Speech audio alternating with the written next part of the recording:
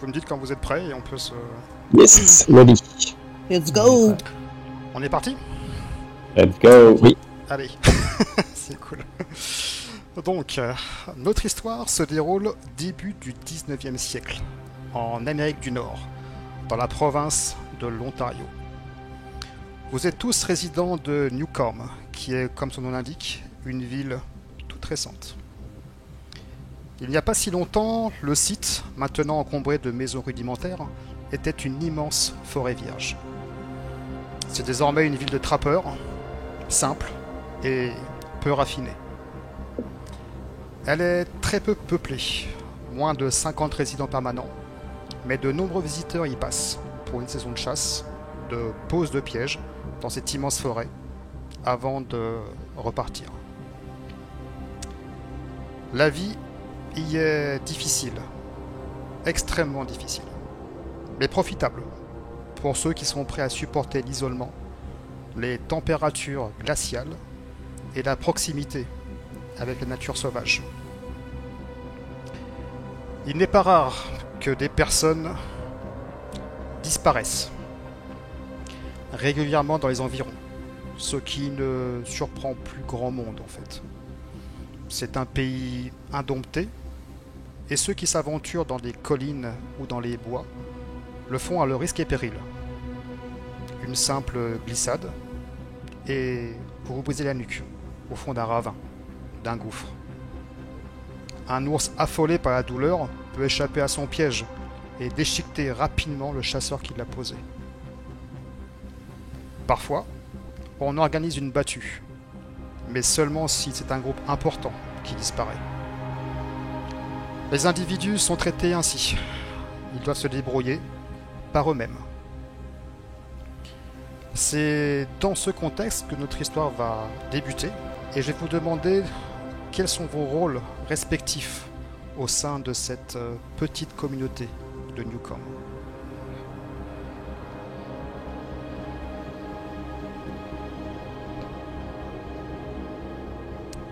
Qui veut se lancer? Oui. Alors moi, mon nom, c'est William Harris. Et je suis le forgeron de la ville de Newcombe. Je suis pas quelqu'un de très social. Je suis quelqu'un qui s'est construit une carapace de par son histoire passée, de par son enfance surtout. J'aime pas trop qu'on vienne me chercher des noises. Et je suis pas du genre à discuter. Tu vois ce que je veux dire? Et d'ailleurs, c'est tout pour mon personnage. Moi, je suis Frank Wright, un homme d'âge mûr, un ancien mineur, qui a quitté son ancienne activité, qui s'est installé à Newcombe. Il reste assez silencieux sur les raisons les raisons qui ont fait quitter son ancienne activité. Je suis assez taciturne, voilà, c'est pareil, je m'isole facilement, mais j'hésite pas à filer un coup de main à la communauté, que ce soit pour construire une nouvelle cabane de chasse ou voilà, monter une nouvelle structure pour la communauté. Je mets la main à la pâte. Et je conseille aussi William le forgeron, parce qu'il est certes forgeron, mais assez novice, et voilà, j'hésite pas à lui donner quelques conseils.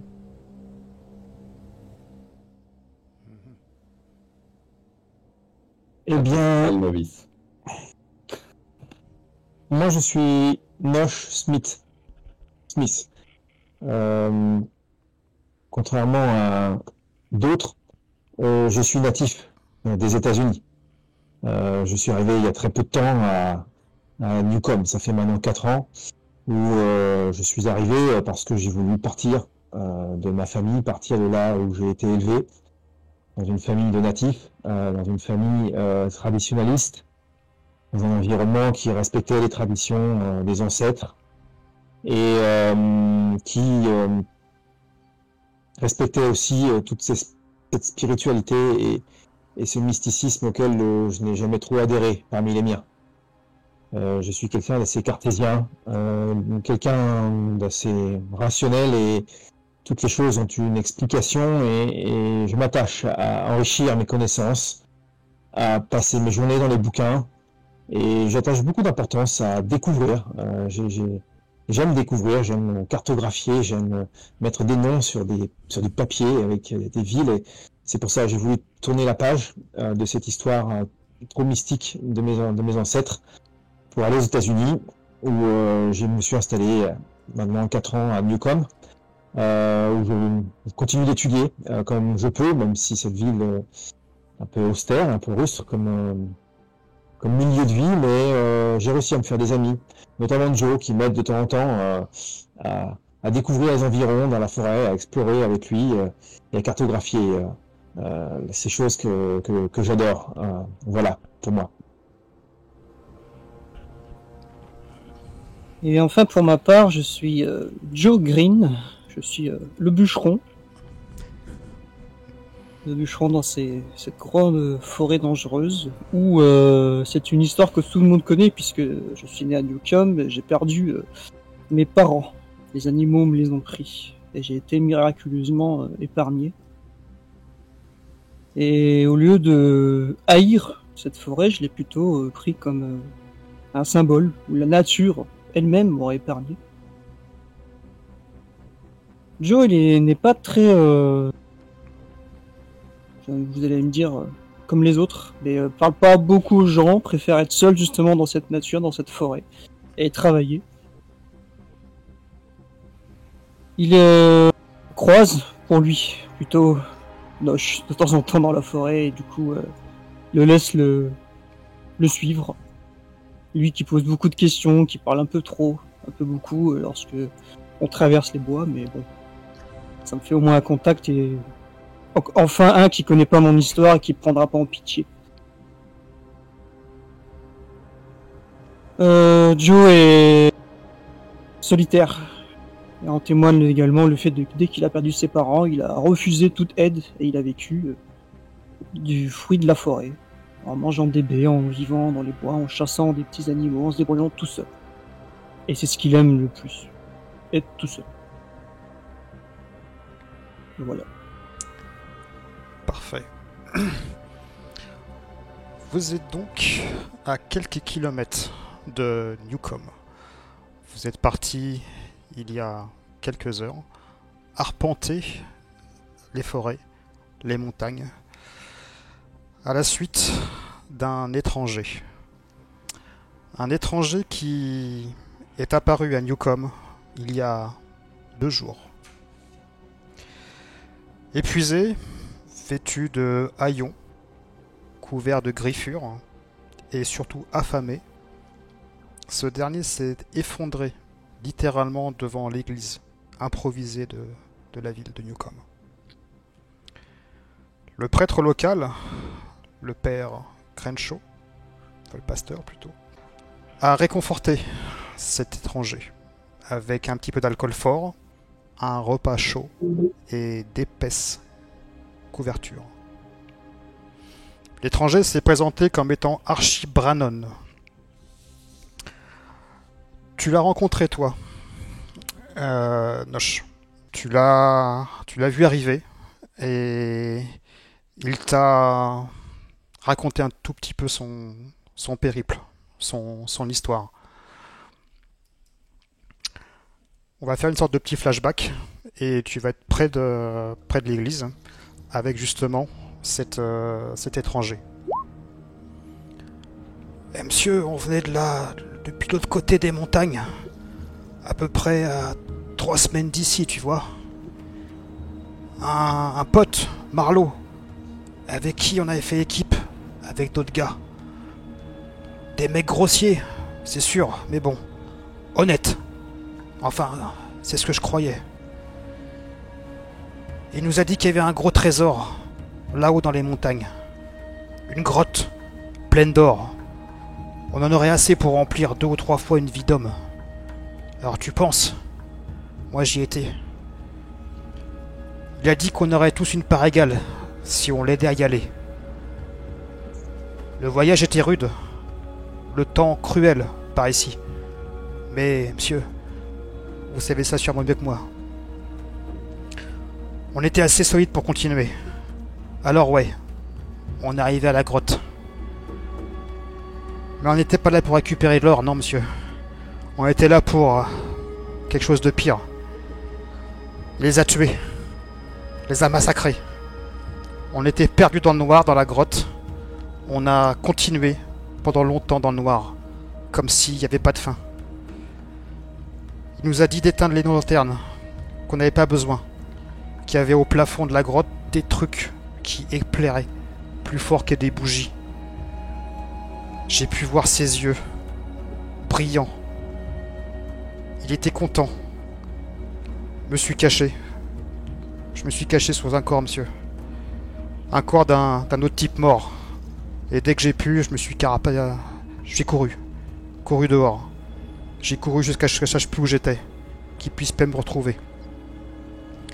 Il y a quelque chose de mal là-haut, monsieur. Un truc sombre. Il y avait des choses dans la grotte. J'ai vu des choses sur le mur. Avant que les lanternes s'éteignent et que le massacre commence. On doit l'arrêter, monsieur.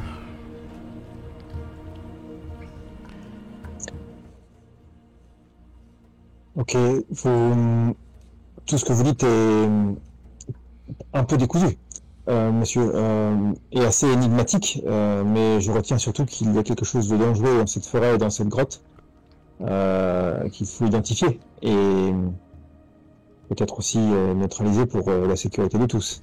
La première chose à faire, c'est de vous mettre en sécurité et d'aller vous soigner. Merci, monsieur.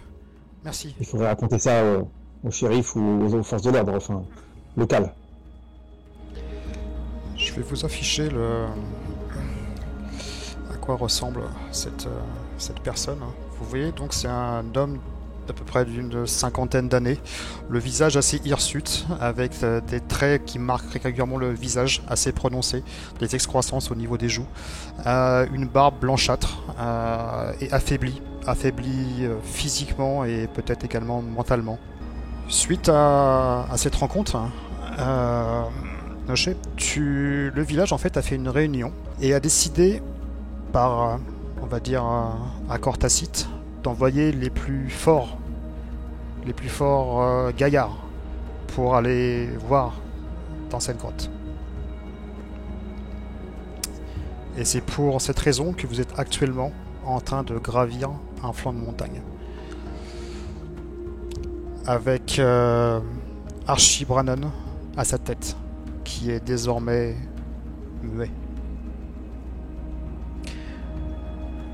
Vous connaissez un petit peu les forêts du Canada.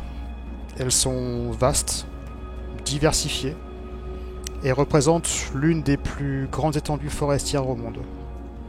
Elles couvrent environ 347 millions d'hectares, soit à peu près 40% du territoire canadien.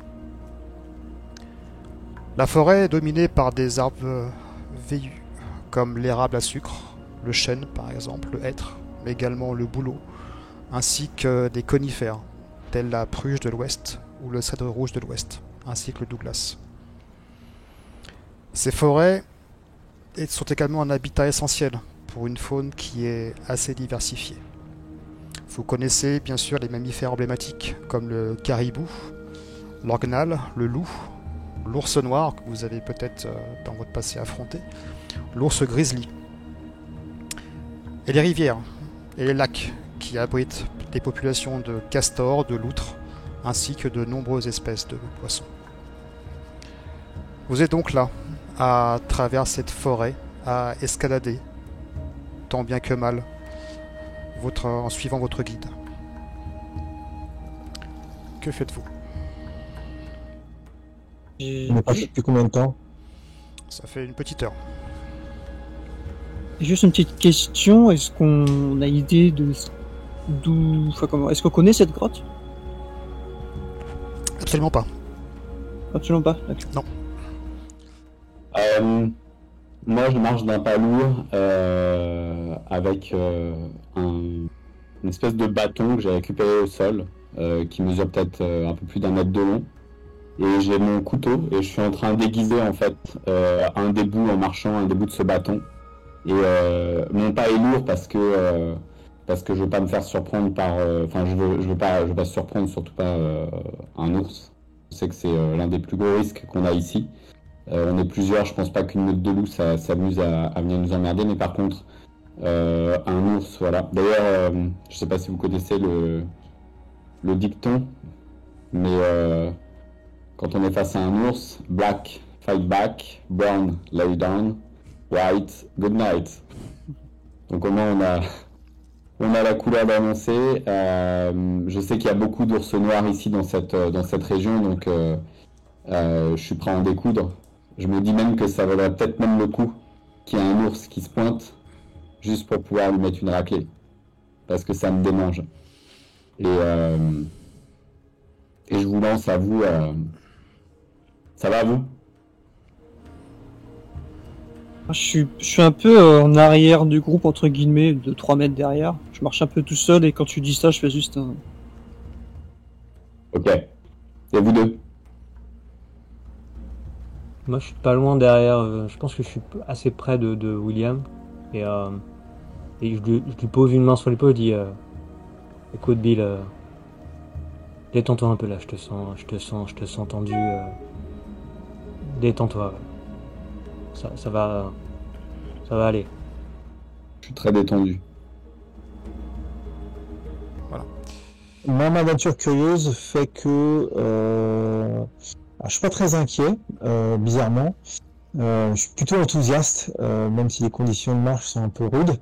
Mais la perspective de découvrir quelque chose de nouveau prend le dessus, en fait. Et du coup, je fais la marche à côté de Monsieur Brannon, qui mène la danse, quelque part. Du coup, je suis à côté de lui, je marche, un petit carnet de notes à la main, et puis je note par où on passe. Quand je connais pas, au moment où on marche sur les endroits où je ne connais pas, je prends note. Alors comme ça, Monsieur Brannon, combien de temps va-t-il nous falloir depuis le village, enfin depuis la ville pour aller à cette grotte? Donc il voit que il se tourne vers toi, il te regarde un petit peu, les yeux un petit peu dans le vague, et il te fait... Eh, l'étranger, va falloir être un peu plus précis que ça. Ne le brusque pas, ne le brusque pas. Il vient de traverser une épreuve difficile. Laissez-le le temps de réfléchir. 2 heures, 2-3 heures. Ah, ça va, c'est pas très loin. Voilà. Vous avez les premiers flocons qui commencent à tomber, sachant que chaque pas que vous faites est assez conséquent. Vous avez une bonne couche de neige. Je vous ai pas dit, mais nous sommes au mois de décembre, vers la fin décembre. Donc pas mal les bouleaux, les sapins sont enneigés. Le paysage est d'ailleurs assez magique par rapport à ça. Donc vous êtes vraiment habitués, mais c'est quelque chose qui égaye un petit peu vos rétines au fur et à mesure que vous avancez.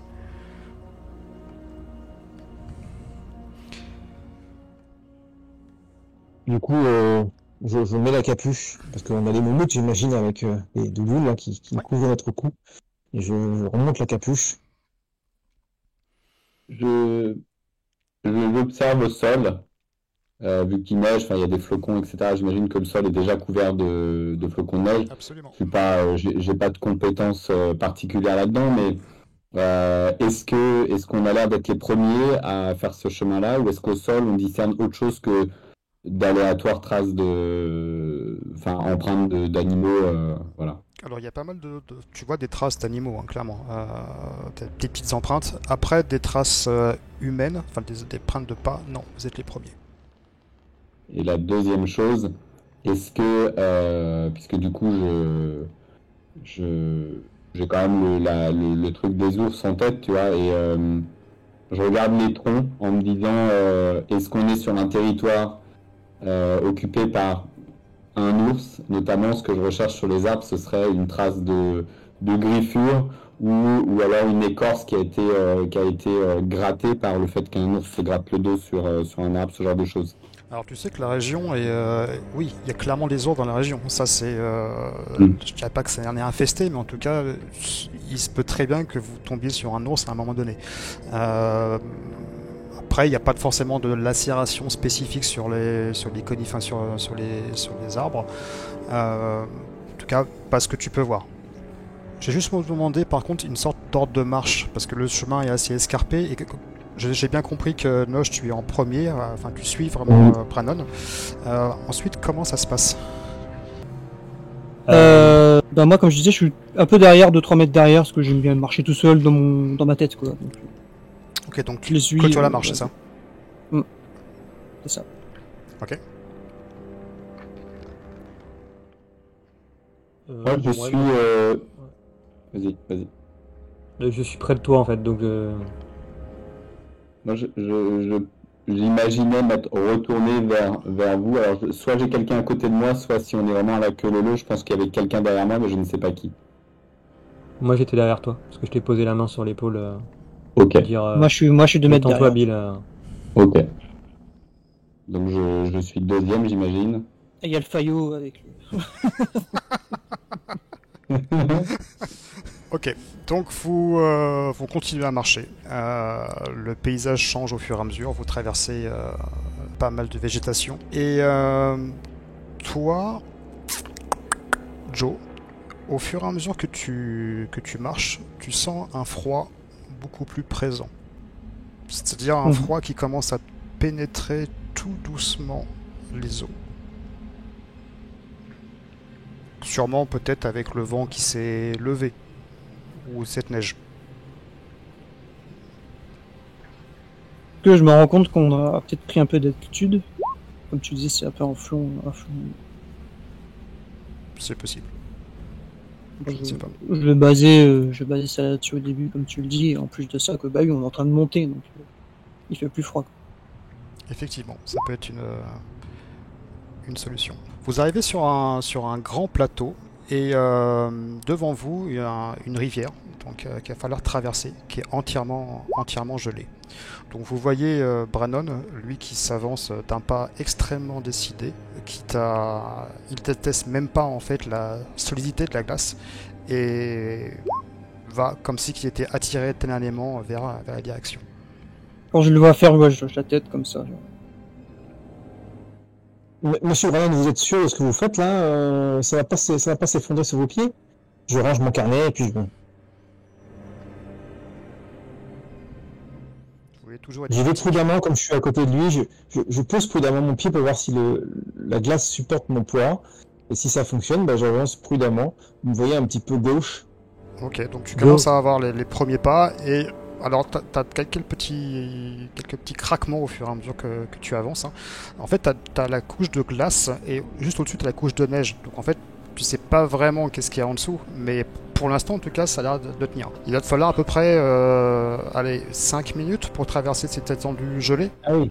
Si tu vas prudemment. C'est une grande... Après, c'est vraiment... Je sais pas si tu vois un peu de là, le dernier des Mohicans par exemple, quand il traverse un peu derrière. Oui. C'est un peu ça.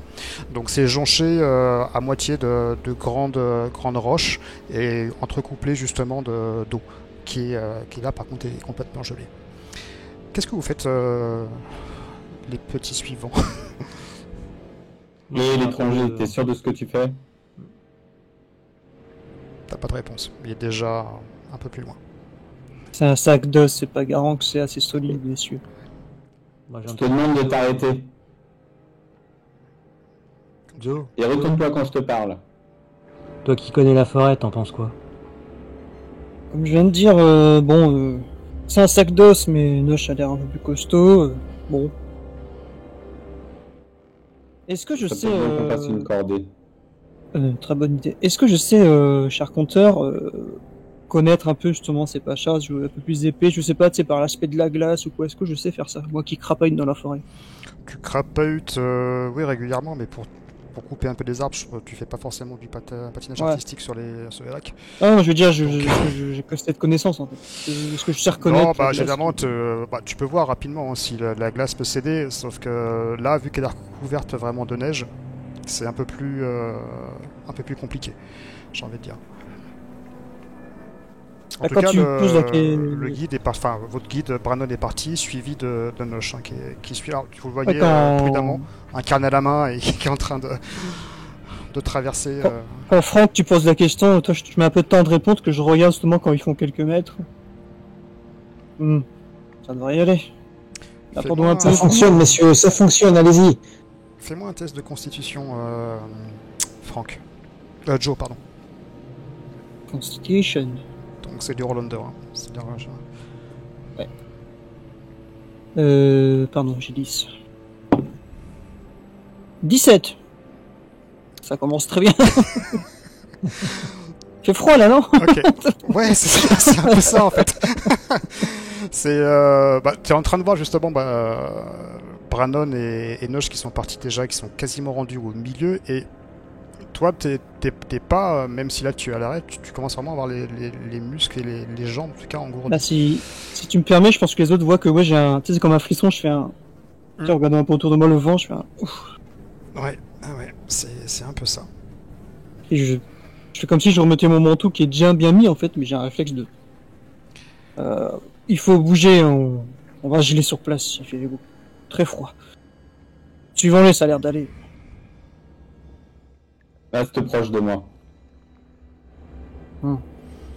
Noche, au fur et à Après mesure que tu avances, t'entends un moment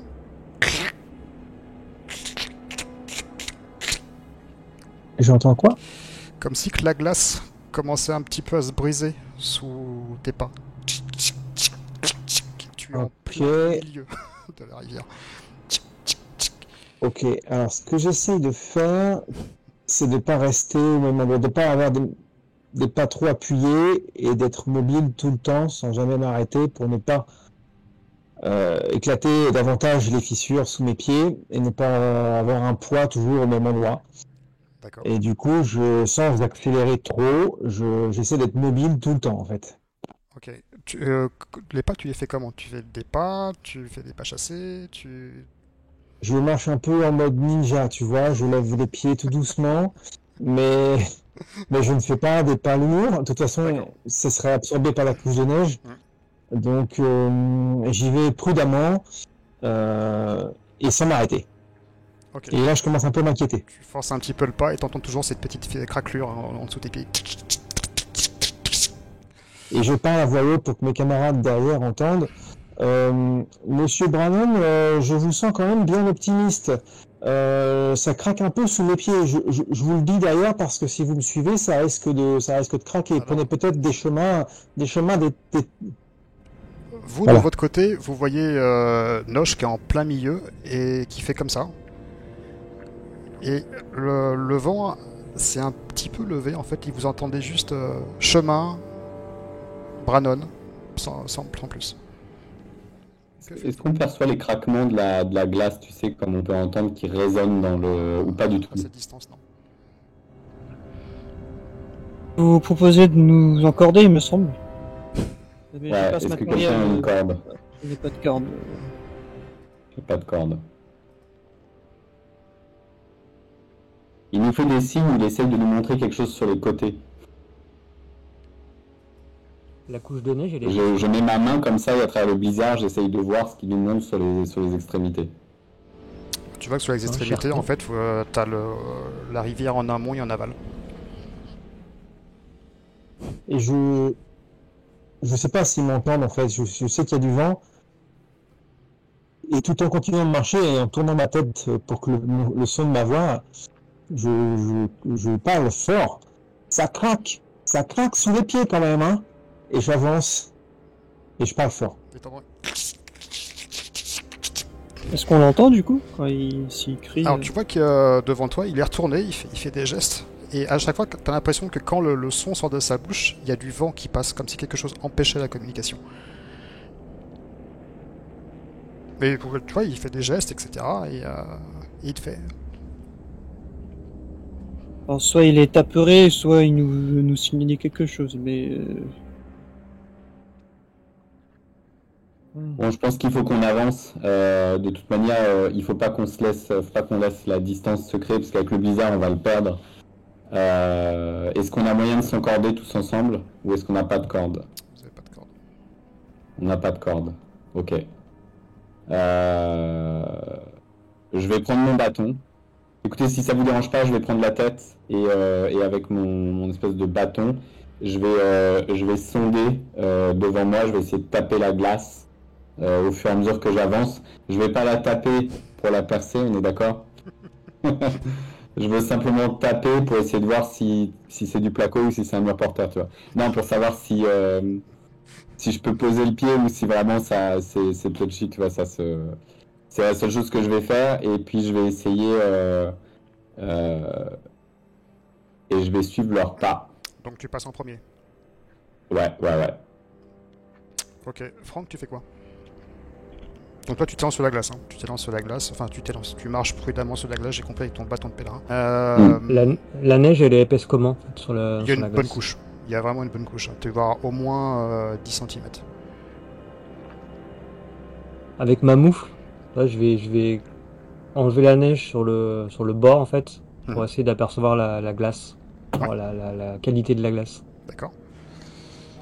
Tu vois que sur le bord, elle a l'air assez résistante. Mhm. Je vais prendre j'ai mon fusil là, qui est dans un étui en cuir huilé et je vais prendre le côté crosse et je vais taper un peu comme ça, pareil, voir au niveau du son Ouais, là ce ça a que l'air ça donne. résistant en fait. En tout cas, sur le bord, ça a l'air résistant. Ok. De ton côté, Noche, tu arrives de l'autre côté de Oui. cette rivière. Donc tu es maintenant en terre ferme. Monsieur Brannan, s'il vous plaît, faisons une pause et attendons nos camarades qui sont derrière, car il serait fâcheux qu'on se sépare. Je brotte un peu, il fait froid. Tu vois qu'il stoppe. Vous voyez, monsieur Brannan, mes ancêtres diraient que Gohan, l'esprit de l'hiver, nous rappelle sa présence et nous défie de le braver. Moi, je dis seulement que l'hiver est bien rude cette année. Et du coup, je me retourne face à mes camarades et je regarde comment ils progressent. Alors, tu vois William qui est armé de son bâton de pèlerin qui essaye de sonder au fur et à mesure la glace. Donc, il commence à franchir un peu plus de la moitié du parcours. Ensuite, Joe qui est complètement à l'arrêt. D'ailleurs, personne n'a fait attention à Joe. Il est vraiment, il est vraiment sur le début de la rive. Il a même pas mis un pas dessus. Il semble en fait immobile. Quant à Franck, il a également emboîté le pas avec sa crosse de son fusil. Et voilà, un peu comme William, il essaie de s'assurer que la glace tient bien.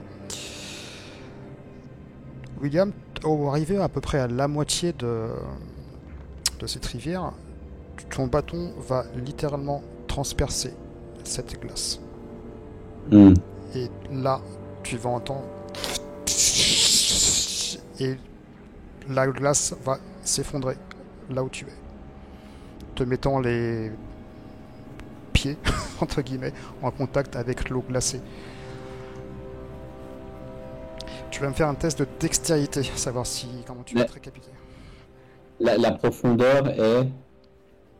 J'ai que les pieds dans l'eau, c'est ça? Tu vas voir. Ok. Alors je lance un D20.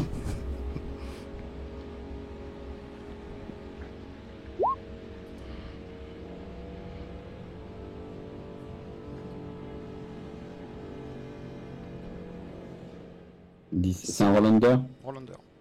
C'est bon ou pas? Ouais, c'est une réussite.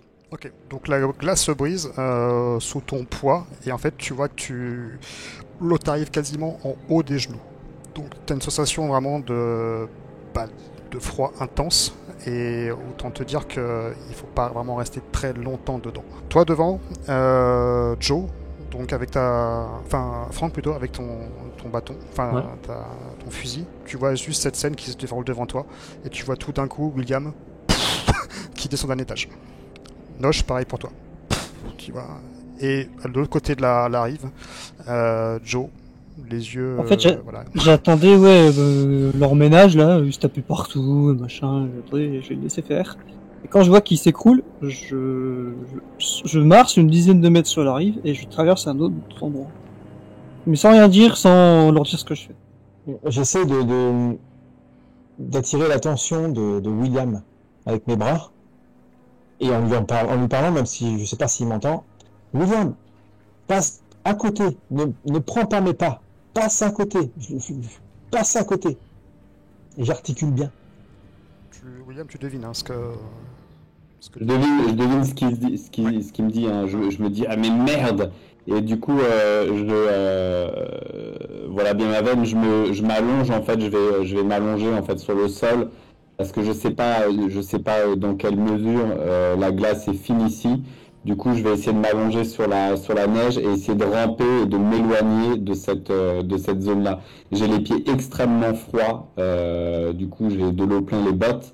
Je suis en train de rager et j'ai qu'une envie, c'est de mettre mon poing dans la gueule de ce Brannon qui nous a fait traverser et qui nous a fait prendre du coup un risque. Heureusement que c'était pas profond.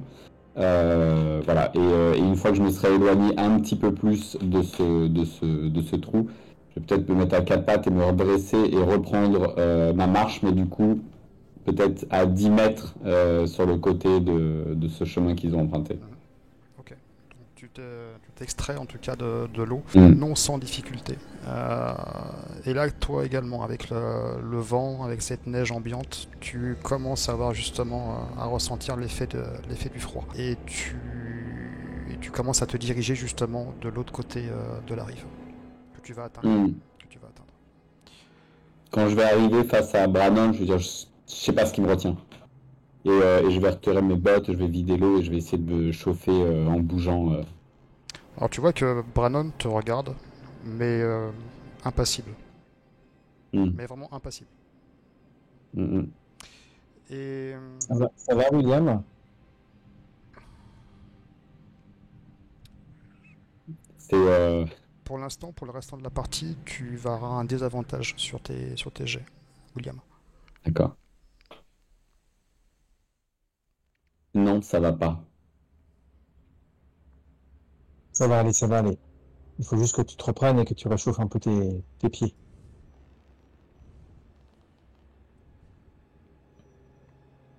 Joe. Est-ce que j'ai de quoi, Ouais, pardon, dis-moi. est-ce que j'ai de quoi allumer un petit feu ou un petit truc comme ça? Ouais, tu peux, ouais. Ok. Alors, je vais prendre le temps, d'aller mettre, enfin, d'aller choper, d'aller enlever de la terre peut-être près d'un arbre et essayer de Ça va me prendre du démerder temps, pour essayer de... c'est-à-dire le temps qui traverse, si vous repartez, t'auras pas le temps de faire sécher, hein, c'est ce que tu veux faire. Mais au lieu de franchement, tu prends du temps, quoi. Et tu repars tout de Ouais, suite. je vais prendre le temps d'essayer de faire un feu pour me réchauffer parce que clairement, je vais crever de froid. Et puis, je vois qu'il y a le collègue derrière qui est aussi gelé, je vois bien qu'il grelotte. Et je pense qu'il serait bien pour tous qu'on se réchauffe un tout petit peu, qu'on prenne ne serait-ce que 10-15 minutes pour se réchauffer avant de reprendre la marche. Donc, je demande d'avis à personne. Je vais faire un feu, je m'organise. Ok. De votre côté, Franck et Joe, qu'est-ce que vous faites? Ah, moi, j'ai fait une dizaine de mètres sur la rive pour traverser plus loin, Ok. parce qu'ils ont Donc, fraligé la glace. Donc. Tu testes un petit peu, je présume, la solidité quand ayant vu ça. Mhm. Mais tu passes assez aisément en fait. Tu vas osciller entre la glace, un peu les roches, un peu la glace, et tu vas finalement arriver à traverser cette grande rivière. Et sans rien leur dire, une fois que je suis au bout, vous allez juste entendre, je pense, j'ai commencé à prendre du bois en fait avec ma hache. Et entendre la hache contre des branches ou quoi qui se brise parce que je coupe du bois en fait parce que je le doute. J'ai vu l'autre tomber, je me doute qu'il va falloir faire du feu. Donc, vous entendez juste le toc, toc, toc un peu plus loin, une dizaine de mètres plus haut. Façon mécanique. Ouais, c'est ça. Avec un soupir, tu sais, avant, il enlève le petit cuir qui protège la lame de la hache. Là. Ok. Vous entendez juste un toc. Il nous reste donc Franck qui est au milieu de cette magnifique rivière. Ah, j'ai vu Bill tomber pas loin devant, en fait. Et en effet, je m'écarte de cette trace en essayant voilà, de plutôt rapprocher des rochers, en disant genre un plan d'accroche au cas où, et voilà, progresser doucement pour atteindre l'autre côté de la rive. Ok. Donc non sans peine, tu arrives également de l'autre côté de la rive. Et tu vois William en train de faire un feu. Ok. Ben, je sors ma pipe et je me dis que ça va être l'occasion petite pause près du feu. Vraiment ça, voilà. M'occuper de bourrer ma pipe. Je vais héler pendant qu'on règle ça, je vais héler l'étranger. Je l'appelle comme ça en fait, l'étranger. Je vais le héler et je vais dire allez, rapproche-toi. Je vais pas te je vais pas te cogner, c'est enfin tu comprends. Mais rapproche-toi, réchauffe-toi. Je vois qu'il... Franck nous dit que c'est ok. Pardon, Le son, c'est ok, Franck. Ouais. Tout le monde, il entend tout, oui, tout le monde Ok. s'entend très bien super. sur Twitch. Donc. L'étranger, comme tu l'appelles, donc se rapproche légèrement du feu, mais bizarrement, il a pas vraiment l'air d'avoir froid en fait. Il est peut-être aguerri, malgré en fait sa carrure assez fine. Hein, et, Il est frêle. il est extrêmement frêle. Toujours les yeux un petit peu voilà, dans le vague, sûrement dû au choc. En tout cas, toi, tu Est-ce commences que- à te réchauffer. Est-ce que je vois des rougeurs sur son visage ou Non, enfin comment ça s'appelle des gelures ou des trucs comme ça ou Non. Et je le vois pas trembler, je le vois pas non, pas plus que ça. Un que tu vois trembler, Mm. par contre, c'est Joe, Ah ouais. le bûcheron. Jo, rapproche-toi. J'arrive en effet les bras chargés de petites bûchettes. Ouais, Et ouais, ça se voit que je le caille. ouais. J'arrive plus à le cacher. Quoi. Je crois que quand tu vas arriver vers le feu, je vais me mettre derrière toi et je vais te frotter le dos comme ça énergiquement. Ça va, ça va. Pour te faire. Et ouais, je pousse tes mains. Quoi. C'est bon, ça va. Il y a le feu, ça ira. Merci. Ça. Puis j'étais C'est pas bleu. gêné, tu sais, je regarde un peu dans le vide. Quoi. Ouais. C'est bon. Il va pas avoir à traîner ton cadavre. Si c'est pas des. Vous savez tous, si c'est pas des loups qui m'ont tué, ça sera pas un petit Ne refuse pas l'aide, Joe. Cette petite pause salutaire doit nous permettre de nous requinquer. Et le Après feu tout, nous avons suffira. encore de la route et puis on sait pas ce qui nous attend. C'est bien de faire une pause pour se remettre C'est du un petit sapin, ça brûle vite, ça fera une flamme importante là d'ici 2-3 minutes, ça y est, c'est bon. Est-ce que j'ai le droit de sortir un objet de mon sac? Oui, bien sûr. Je vais sortir une petite, je dois avoir une petite gourde en métal avec un alcool, avec une liqueur assez forte. Et je vais en prendre une gorgée et puis la tendre à chacun. Voilà, pour se retaper, quoi. D'accord. Parfait. Je la fais tourner, qui la prend, enfin, qui la veut la prendre. Je bois, mais je sens avant. Moi, je refuse. Moi, je sens quand même avant pour. Bon. Merci Bill, ça sera pas de refus. Je prends une petite lichette. Et moi je tire sur ma pipe en fait, et je reste fixé sur Brannon. Et je l'observe en fait. De regarder ses réactions, son attitude, enfin bref, c'est le détail quoi. Tu vois Je que scrute. sa jambe a une sorte de tic quand il est assis, tu vois, un peu comme si il trépignait. Et il fixe le Son feu. visage, D'accord. quelle Il n'y a aucune expression. expression quoi. Il n'y a vraiment aucune Aucune expression. Non. On entend les mouches ou... Sur la bande son, ouais. Ok, il n'y a pas de mouches là sur le coup. Pas encore. Pas encore. C'est un cadavre ambulant. C'est ça. Le gars il parle, il y a des mouches qui sortent de son manteau. Tu sais. T'inquiète.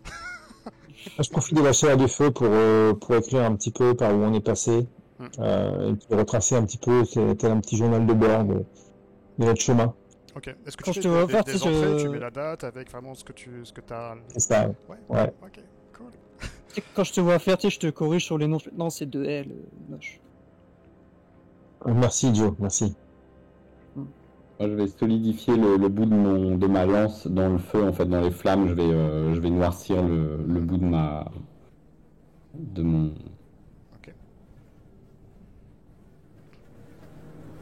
Et une petite demi-heure se passe et l'étranger, je vais l'appeler comme ça maintenant, se relève et prend le chemin justement pour continuer la route.